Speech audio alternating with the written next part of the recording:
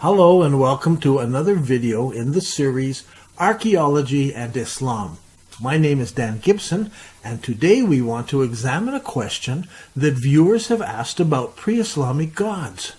Their question is, if Petra is the original Mecca, then why is Dushera the main god worshipped in Petra? Why is he not mentioned in the Quran? And why does the Quran mention Hubal, who was the main god worshipped in Mecca? Why is he not found in Petra? This will be the first of several videos that will deal with pre-Islamic idols. So let's first start with the god Hubal. In future videos, I will try to deal with other gods such as Al-Uzza, Al-Qutbi, and Al-Lat, and so forth. So we have lots of ground we can cover. But in this particular video, I want to deal with Hubal. He was the god of the Quraysh tribe, the highest god for them in pre-Islamic times.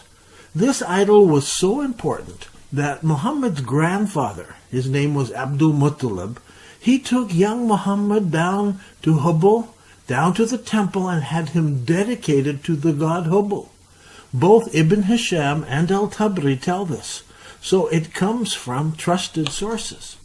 Ibn Hisham tells us that Abdul Muttalib was cleaning out a beer or an old well or cistern near the Kaaba in the sacred area. That beer or that cistern was known as Zamzam. Well, cleaning it out, he found some ancient armor and some gold. The Quraysh tribe claimed that they had a right to share in the find.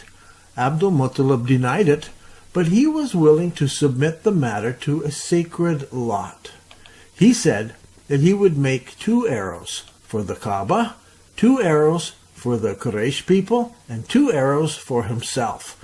The 2 arrows which came out of the quiver would determine to whom the property belonged. This was agreed on by everyone, and so he made these different arrows for the Kaaba and for himself and for the Quraysh. And then they were given to the priest in charge of the divine arrows, which were thrown beside the idol for Hubal, which was an image in the Kaaba area. Indeed, the greatest of their images, it says. Then he drew the arrows from the quiver to determine who would get parts of the treasure. There's another story where Abdul Muttalib encountered the opposition of the Quraysh when he was digging out Zamzam. He vowed that if he would have 10 sons, and if they would grow up and protect him, then he would sacrifice one of them at the Kaaba. Afterwards, when he had 10 sons, he told them about his vow. They agreed to obey him, and they asked what should they do. He said that each of them should get an arrow, write his name on it, and bring it to him. They did this, and he took them before the idol of Hubba, and he took them to the idol Hubal beside the Kaaba. You will have to read from Ibn Hisham 33 to get the end of the story. But for now we know that Hubal was an idol in the sacred area near the Kaaba.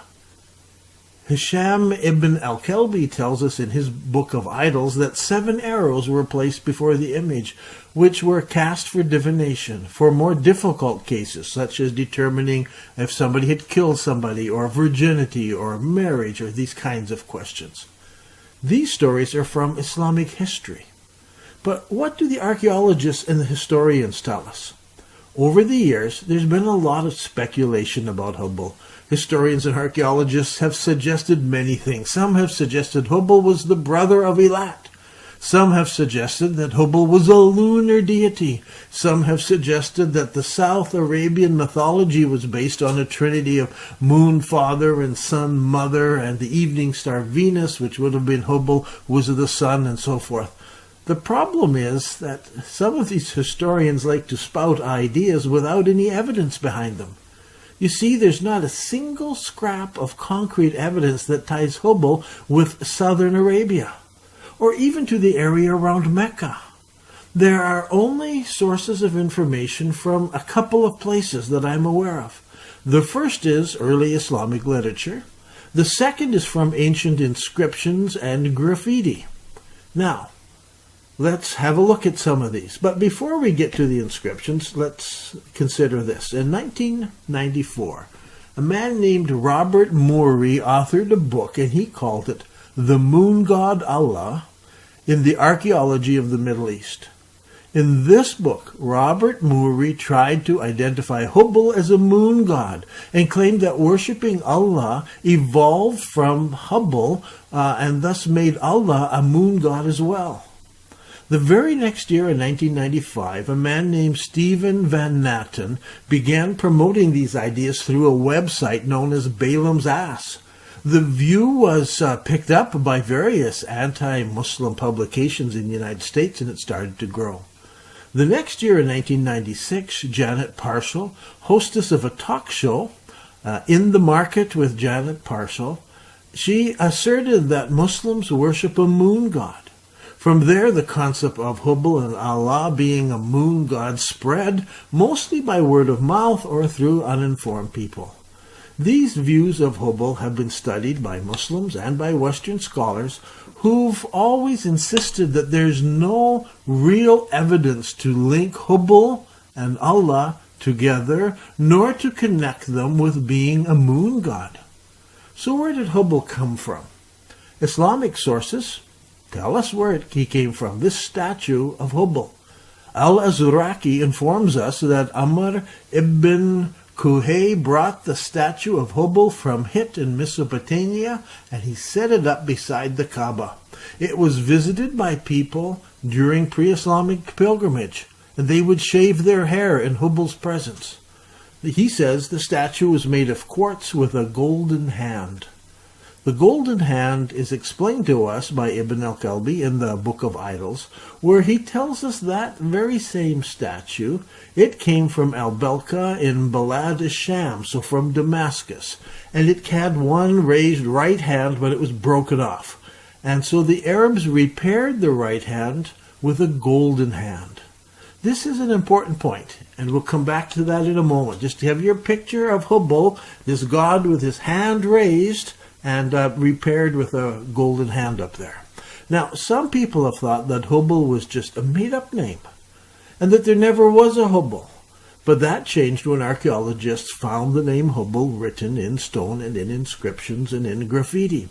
Throughout modern Arabia, there are many bits and pieces of graffiti scratched on rocks and canyon walls. I found them all over, and lots of people have found them. Among the Thamudi graffiti can be found Bin Hubal as a name, or the son of Hubal. So the name does exist. Hubal's name appears later, about 25 BC, before the turn of the century, in Nabatean inscriptions from the city of Puzzoli in Italy. This city was a port city for Rome and a place where Arab Nabatean merchants gathered. It appears that there was a Nabatean temple there, and mention of the name Hubal and the son of Hubal are found in the Nabatean temple in Italy. The most important place where Hubal is mentioned is on a tomb inscription, and this is in the Nabatean city of Madat Salah. This city is somewhat like Petra. There are 138 Nabatean tombs there. Indeed, next to Petra, Madat Salah is the second largest of the Nabatean burial cities. Hubal is mentioned in different ways, but if we go to tomb number 39, now this is a picture of that tomb, and there's an inscription written at the top, and the inscription tells us that in year 9 of the king, that curses would come on whoever buys or sells the tomb or removes anyone or anything from the tomb. And then it says, whoever does not act according to what is written above will be liable to Dushera Hubal and Manat in the sum of 1,000 coins to be paid to the priest, unless they produce a letter from the family. Now, this is most interesting. It's a fascinating inscription because it pairs Dushera and Hubal together and then mentions a second god, Manat. Now let's think about this for a minute. Two gods are clearly mentioned here. The second was Manat, which we will look at in a future video. But the main deity, the name here is Dushera Hublu, or Hubal. you see in the Nabatean script the preposition li implies that it means and. And here in the inscription, li is used for dushara, it's used for manat, but it is missing in the name Hubal. In effect, the two names are joined together. Hubal and dushara are paired together, making it dushara hublu. You don't see it in the English translation, but you see it clearly in the Nabatean script. The pairing of these two gods together open up a great window of understanding. But you say, how can two gods be joined together? Well, let's consider for a minute, because the answer is quite simple. The name dushara is actually made up of two words, du and shara. Du means one, the one of the Shara mountains. Dushara. Now, the Shara mountains are the mountains that run down through Petra and down into Arabia, and the name originates, though, in the Petra region, in Petra, and this is the god who is the one, and from the word one we understand the Lord, the one or the Lord of the Shara mountains. No name is given for this deity. Archaeologists and historians, they've long wondered, who is this god? What was his name, this one of the Shara mountains? The Lord of the mountains. And here we find an inscription that mentions the Lord of the mountains, Hubal. If this is truly right, then everywhere where it says dushara, it also means Hubal. That is what this inscription is telling us. Now, remember, we have very little written history of the Nabateans. What we do have are thousands of graffiti written in the desert, short sentences here and there that archaeologists have to piece together. And we have the odd archaeological discovery of an inscription that's actually written on a building or on a rock that's a formal inscription. These we have to look at, monumental, Nabatean, and so forth. But when we look at this, this is a monumental inscription on a tomb, and it puts together Hubal and dushara. Now remember, when I read Hubal was the chief god of the Quraysh, and there was a temple there beside the Kaaba, and an idol set up beside the Kaaba in the sacred area. If I go to Petra, this is exactly what I find. Beside the Kaaba is a temple dedicated to dushara.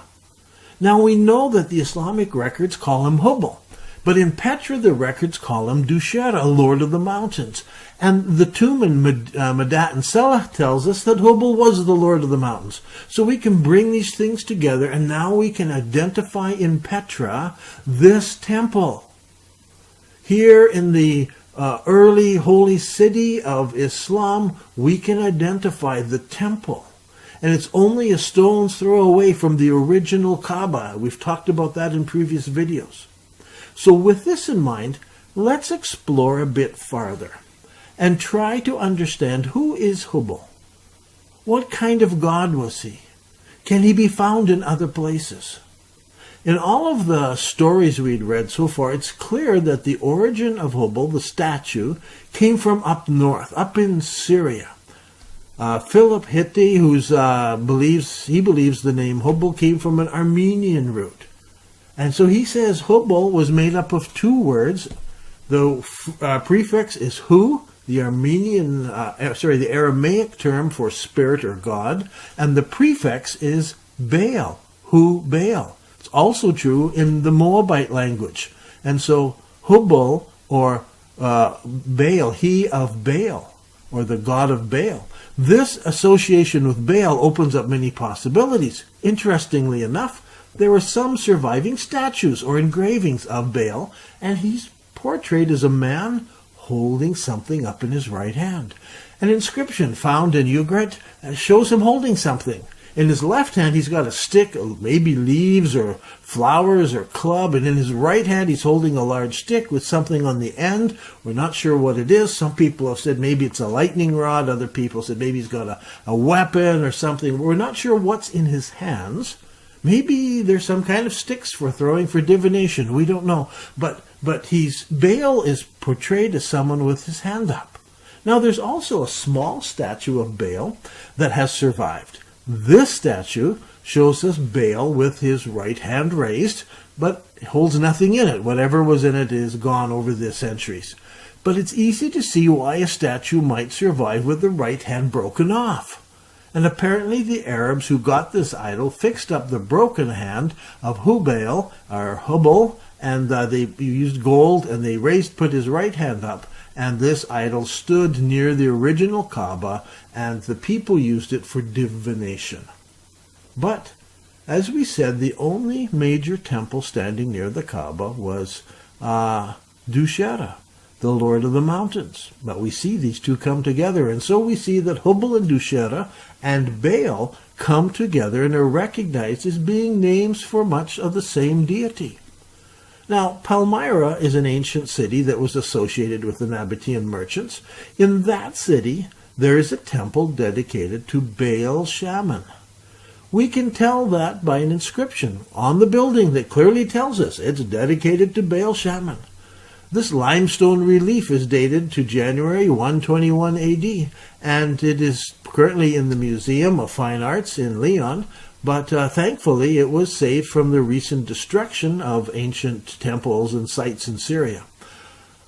But there are many similarities between Dushara and Shaman. Both are male deities, both are supreme gods, both are rulers in the heaven. In fact, Dr. John Healy, the world expert on the religion of the Nabateans, considers Dushara, Baal Shaman, Gos, and so forth to be the same deities, but worshipped under different names. Hubal and Baal Shaman appear to be much the same god as well, just different names used by different people in different places and appear in just different times in history. Even the god Hadad appears to be much like the other gods that are there. Even their temples look much the same. For example, here is Dushara's temple in Petra, known as Qasr el-Bint. Not far away, we can go look at Datras, and we see that it looks much the same. And the temple over in Tanur looks much the same. And up in Syria, we have a temple there for Baal Shaman, but we also have Dushara there. So even there, they're associated together. And in Petra, there's an inscription that tells us that Baal Shaman is the god of the kings of the Nabateans. Mentions many of the kings and their families by name. Baal Shaman? We thought Dushara was the king. But you see, how can Baal Shaman be the lord of the kings? Because the main temple in Petra is for Dushara. But if we go to the Turkmenia tomb, we see it. It says there, that tells us that the god of the king is Dushara. It says it very plainly. So once again, Baal Shaman and Dushara are both attested to in the same city as being the principal deities. This is confirmed from a text from Ain el-Shalal, where both Baal Shaman and Dushara are described as lords of the king. So here we have two names for the same god. So what have we learned? The god Baal Shaman is mostly found in inscriptions in Syria and in the north. However, we are told that sometime in the past an Arab brought down this idol, Hubal, from Syria down to the holy city, and it became a snare to the Quraysh, so much so that it was located right beside the Kaaba. Muhammad's grandfather, Abdul Muttalib, used this idol when he needed to know things. Arrows were thrown for divination. We know that Abdul Muttalib dedicated the Prophet Muhammad as a young boy to this idol. And when we go to Petra, we discover there is indeed a temple right beside the Kaaba. It is a temple to Dushara, the Lord of the Mountain. That name is lost to us, but we know from Madat and Salaf that this is the god Hubal. And Hubal, because of Baal Shaman and Dushara, these all are coming around meaning the same thing, the Lord of the Mountains. And it appears the Shara Mountains and the god of the Shara Mountains all the way through. So, if we link Hubal and the ancient worship of Baal in the north together, we find interesting things. Now, Christianity had triumphed over the Roman Empire. It overcame it by peace rather than by war, and so in Rome the worship of idols had come to an end. But in Arabia the old god still survived, and the Quraysh were caught up in idol worship until Muhammad and others came preaching that there's only one God. In closing, let me make one brief observation about how many historians have approached idol worship. Because we have so little evidence, we are restricted to the graffiti and a few inscriptions on temples or graves. It has become common practice for those looking back in history, right from Ibn al-Kalbi in the Book of Idols, all the way down to today. People have identified dozens of gods, maybe even hundreds of gods. And so they will point out that in C there seems to be a temple to Baal Shaman, or right beside it a temple to Dushera. They could not be the same gods because they have different temples. Instead, they argue every temple has a different god. When they come to Petra, they have a problem identifying three churches that are side by side. They call them the blue church and the red church and so on. They don't suggest that Christians worship multiple gods. They're happy to accept that they had different views and different practice and different teaching and different ways of worship that have created different kinds of churches. I think the same thing can be said for the pagan world.